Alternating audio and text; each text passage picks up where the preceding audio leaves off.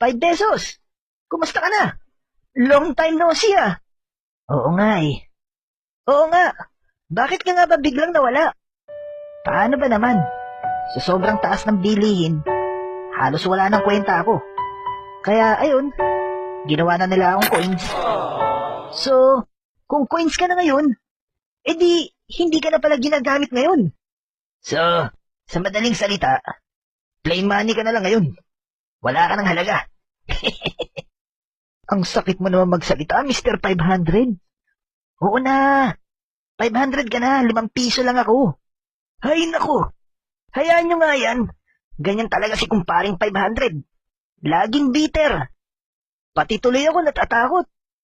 Baka ako na isunod nila gawing coins.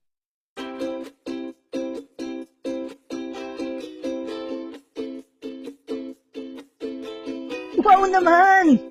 Buti naman di nila ako ginawang coins. At, teka, lalo pa yata akong bumata. Swerte ko talaga. Bata ba ika mo? Tignan mo naman ako. Parang teenager lang eh. OMG! Lolo 50? Ikaw na ba yan? Siyempre naman. Hindi na uso matanda sa panahon ngayon. Buti pa kayo. Bumata. Ako, parang walang pinagbago. Teka. Side view ka nga. Parang may nagbago naman ah. Yung buhok mo naging kulot. Uso pa ba kulot ngayon? Mga sir, kumusta po kayo? Uy, may bagong pera pala ngayon.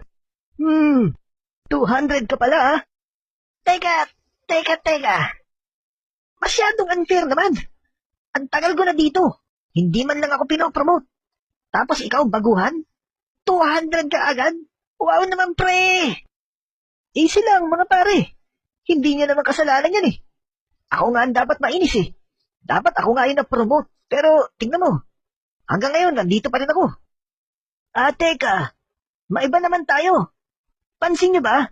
Parang wala yata dito si Totoy Bitter. Huh? Oo nga no. Baka wala nang 500 ngayon.